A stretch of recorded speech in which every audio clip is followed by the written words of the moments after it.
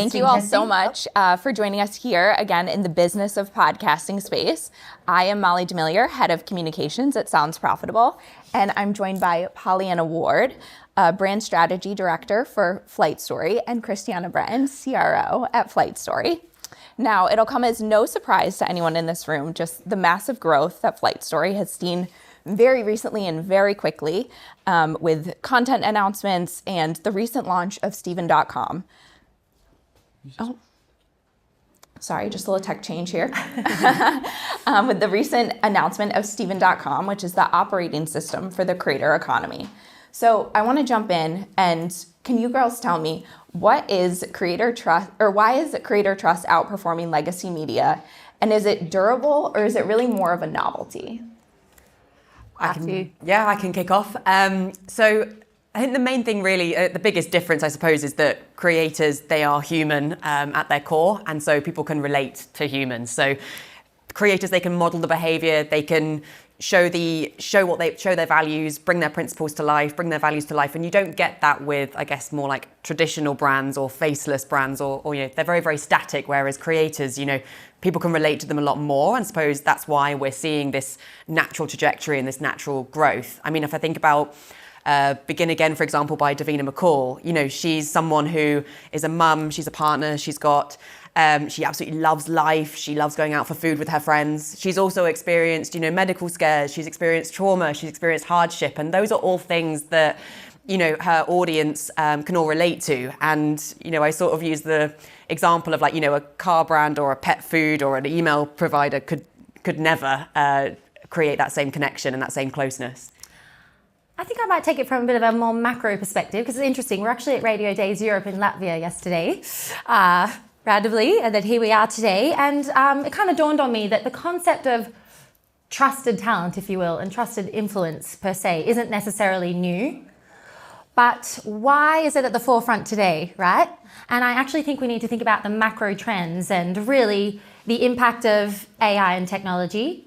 Because when the cost of creation goes to zero, and brands advertisers,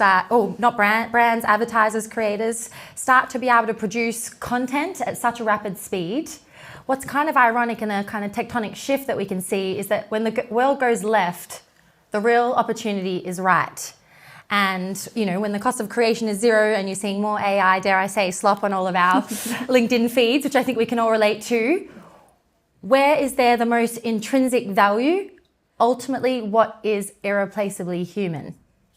And this is why more and more people are prioritizing the consumption of creator-led content. It's not necessarily because it's a new concept, trust and influence, and I think it'd be remiss of us not to acknowledge that there's been influencer marketing on plans for decades.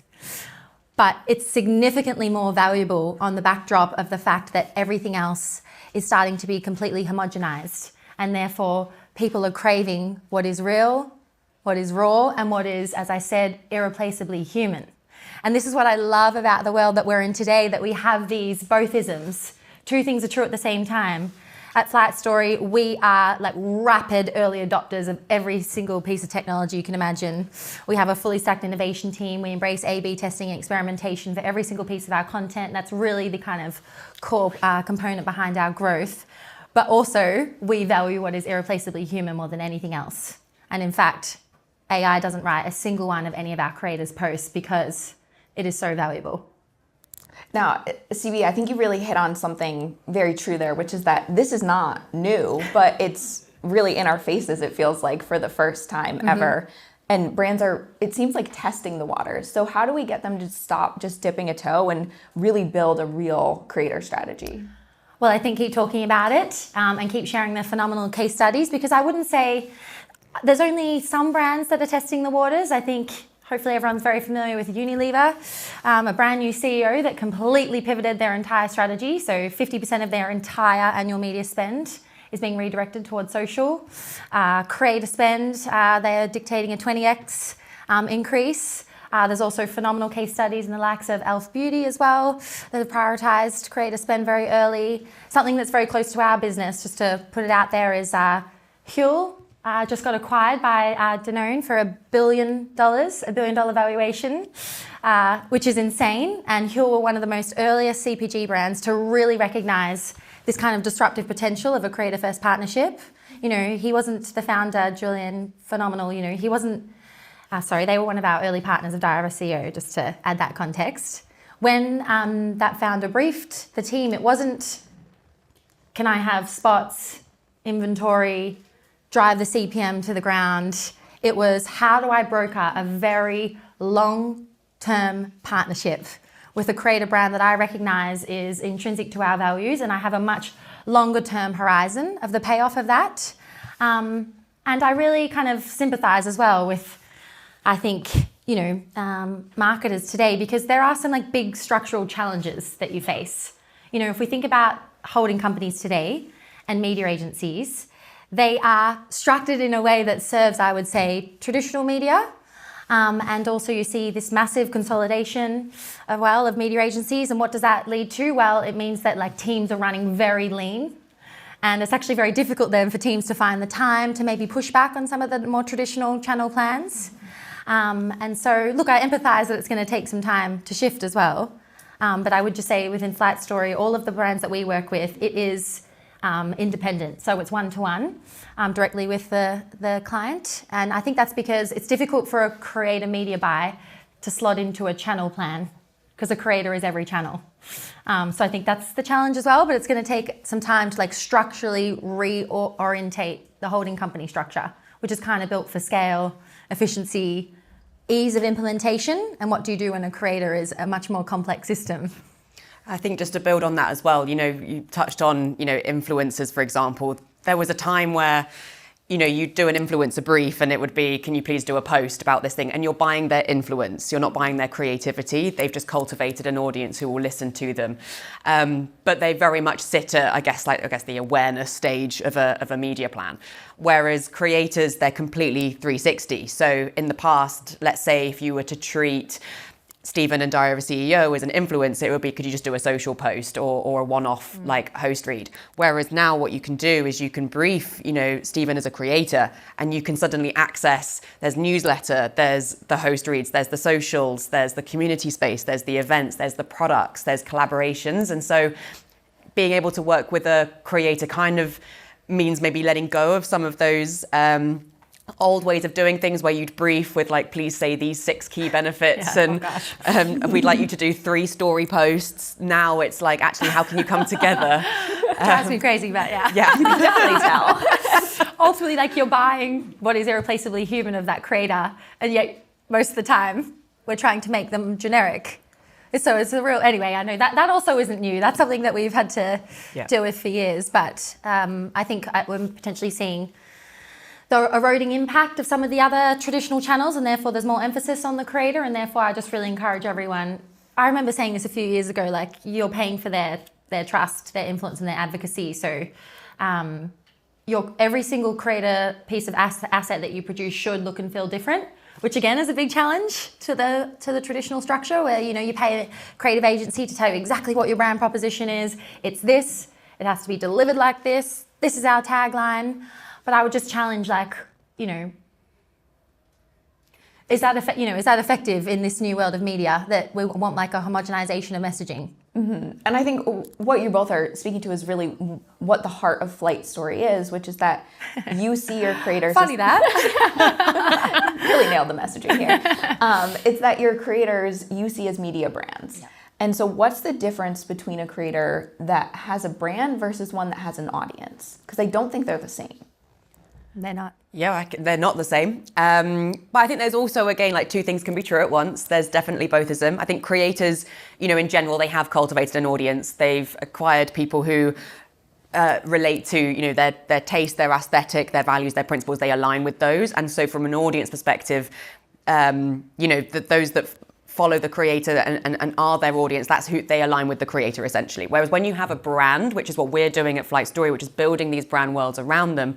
If I think of the example of like we've just acquired Maggie Sellers Ream and Hot Smart Rich. Maggie Sellers has an incredibly powerful personal brand, but those values and that taste and those principles, that then comes to life in Hot Smart Rich. And what that actually is now meaning is that people are self-organizing and doing community events around Hot Smart Rich, and she doesn't have to be present. So it's really about the brand being able to have a lot more scale and being able to appeal to those purely based on like values and principles, as opposed to maybe in the beginning you start off with just the creator and then you're able to kind of, it gives you permission to kind of come out of the category that you maybe started in.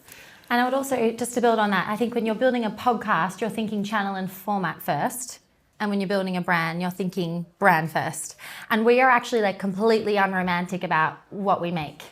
Like I genuinely, we never use the word podcast internally. Mm-hmm. And I think if we look at the kind of, I know everyone says the rate of change, but truly, we fundamentally believe that we'll be making a format that we can't even articulate or imagine in 12 months' time.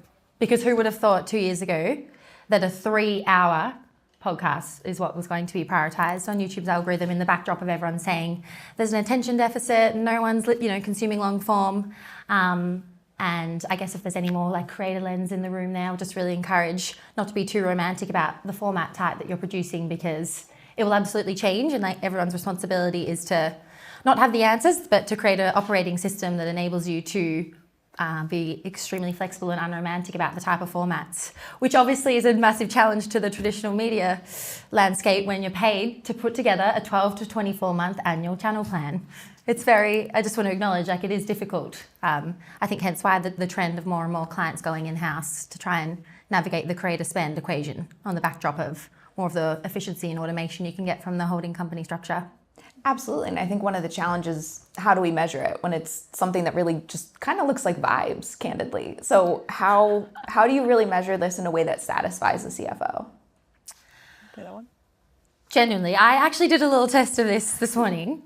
If there's any CMO in the room that needs to put together a measurement case to your CFO, download Claude AI immediately if it's not already on your phone, and literally prompt it to put together a McKinsey level business case of why we should be investing in the creator economy, how every element of that creator economy, there actually is a measurement that is being solved for today. Because this is one of the challenges, it's not one solution. You're going to have different measurement touch points, be it the host read, the newsletter, the social post, the product collaboration, but and then obviously do the subsequent test and then demonstrate the business results. I always think we get kind of stuck in the minutiae of measuring the results of the media as opposed to measuring the business impact, which is much more compelling. If I was a CFO, I actually just want to care about how is this going to drive my business forward. And what's so exciting, and I think for anyone that is in the creator economy and seeking to monetize that in some way, which is probably a lot of people in the room, or make the best recommendations for your clients, Claude AI will give you a much better business case than anything I'm about to articulate today, and it will do it in 2 minutes. And up to you if you want to disclose that you use Claude AI or not, or just flex that you're the expert to your CFO. But how exciting is that? And then you can demonstrate the 2-page business case, because it is all measurable. I mean, we have very established clients, your LinkedIn, your Shopify, Apple works with us and for multi-year partnerships. And these are obviously brands that demand measurement from all of their campaigns, and it's all solvable. I think that's a bit of a myth as well. It's just not solvable by the traditional standards, which is one unified measurement approach. And I think, we just need to, potentially come together to overcome that, because, if the old rules apply, you're going to completely miss the opportunity. And I think just to build on that, thinking about the role of creators in your media plans and the role of creators for your brands. They can influence every single stage of the customer journey, whether that's awareness, consideration, or conversion. But I think when you're partnering with a creator who has an audience and a brand around them, there's 3 things really tangibly that they can do for you. So one, it's getting an audience that you possibly couldn't have earned the attention of in your own native way. Like, they understand their audience so much better than we do. The second one is distribution. So it's unlocking new places and inventory for thinking about it as a media buy, but it unlocks new spaces that you, again, possibly couldn't show up in. And then the third one is that creativity piece. We talk a lot about, 1 + 1 = 3. Bringing together a creator who has a very unique creative lens and smashing that together with what your brand's creative proposition is going to almost always, create net new creative that you would probably never been able to come up with beforehand. I mean, there's just so much to talk about on this. Sorry, I'm just obsessed. It's hard because you can't have a channel first approach with any creator buy. We are fully decentralized in our distribution at FlightStory. We're not a platform that you can't, I'm going to buy YouTube, I'm going to buy Spotify, I'm going to buy social. Like, you are buying the creator IP and the content, and that is everywhere. So it's also a real challenge of kind of traditional strategy and planning when you allocate spend by channel. Mm-hmm. What do you do when there's a new media age that wraps around everything simultaneously? And with that, what degree are your creators involved with saying this is the channel for this campaign? I mean, from my perspective, like, they're very, very involved in terms of, like, every single time we get a brand wanting to brief, we sit with the creator and we go through with them. So on a very simple answer, yes, they're involved. I don't know if you want to build on that at all. I mean, yes, they're involved, but also, yes, Stephen Bartlett is a very busy person, so he obviously relies on the expertise. We have our own in-house creative studio. I think we're launching a new press release, Origin. Our new creative director is in the room, Danny Murphy, shout out, down the back there. And, it's obviously up to us to build the in-house studio and expertise that's going to be in service of brands. Because we're independent as well, so FlightStory, we're not signed to a traditional network like an Acast or a Spotify. We're independent. We do everything end-to-end in-house. And a byproduct of that is having the expertise. Like, we get the immediate feedback loop of every single piece of content we produce in the world, and every single campaign, the creator gets the immediate feedback loop. So that expertise, is instilled in-house and then compounds over time. So it's really up to, I would say, our in-house creative team and Danny down the back to answer all of those questions. Well, I do want to pivot a little bit to AI. We've mentioned it a bit, but I want to know from both of your perspectives how AI is changing the creator economy at large, and then just how does it threaten or accelerate what it is that you're building with FlightStory? I mean... It's a big one. Well, first of all, I think we're going to see another huge influx of creators because the cost of content production has gone to almost zero. The cost of creation has gone to zero today. So we're going to see a continued growth and acceleration of more people becoming creators as well. And then you think about the macro backdrop with the threat of AI, and I think some of the type of sectors that are going to have job losses as well. I think we're going to see much more of a trend towards entrepreneurship and people really embracing the tools to build their own businesses. So in that sense, I think it's absolutely phenomenal for the creator economy, as long as there's an understanding that we're not just using the tools, as I mentioned earlier, to create content for content's sake. I mean, everyone scrolls on LinkedIn. It kills me today how unoriginal a lot of you can tell it's AI, and there's even it's like the dash. Yeah. The dash that people don't delete, which kills me. So it's just like a word of caution, I guess, when you're in the game of creation, to use the tools to streamline all of the kind of admin, manual reporting and tasks, but do not underestimate the power of what is irreplaceably human, which is your taste and your judgment, which is really interesting. Two things are true at the same time, and yet the world likes to, I think, have one way or the other. What was the second half of the question? The threat to potentially Steven.com and FlightStory? Correct. I would say the threat is not recognizing, for example, you could go all the way. FlightStory could say all of our content is going to be created by AI. Every single post we do is going to be created by AI. Every single episode description is going to be created by AI. And I would challenge ourselves, what would that do to the quality of our content? I actually think it would erode it very significantly, and we would miss out on the real opportunity, which is the human side of it. So we have very clear governance internally of what we've decided where we use AI for, and that's all of our experimentation and testing, all of our kind of manual admin, reporting tasks, a lot of the back office piece. But as I said, it's human beings writing every single one of Stephen's posts on every channel, because he believes that is the most valuable piece of copy he's writing into the world. And it's human beings writing every single social and copy post, which is interesting, right? I don't think people would expect that we actually are over-investing in the human copywriting. Isn't that like a complete contrast to everything we've been told? Well, especially with the amount of content you produce, it's really impressive. And I guess we are just like obsessed of maintaining the quality and the engagement rates. So I guess that would be the biggest threat, that we let it go too far, if you will, and that it erodes what is irreplaceably human and what makes us truly unique. Like, you actually want to hear Stephen's taste, tone, judgment, Maggie's, Davina's, Paul's. And that's the real differentiator. And I actually think if we were to start using too much AI for our advertiser campaigns, it would erode effectiveness as well. So it's really interesting, you know, and I would, if anyone's that's buying creator partnerships as well, like, challenge those scripts if you feel it's AI driven as well, because ultimately what you're paying for is the taste and judgment of that creator. So that's something that we think about and we debate and discuss all the time. We started experimenting a lot with, okay, we're going to adopt these tools to draft all of our posts, and then we actually saw, oh my gosh, the engagement rates are slipping. Isn't that interesting? So let's over invest and over index on the human side that can't be replicated. Now, you shared a stat with me earlier that was the creator ad economy. She loves a stat. The creator ad economy is valued at $37 billion with a B. So who's actually capturing that value, and would you say it's the right players? And if not, who do you think is missing out today? Again, to your point, there are, you know, brands are under investing relative to consumption and growth. And I think it's taking just time to catch up, which I'm really empathetic of as well. You know, there's a lot of certain trading deals and unit economics that are in place with some of the traditional agencies that mean that, you know, you kind of have to fulfill those plans before you can really reallocate investment.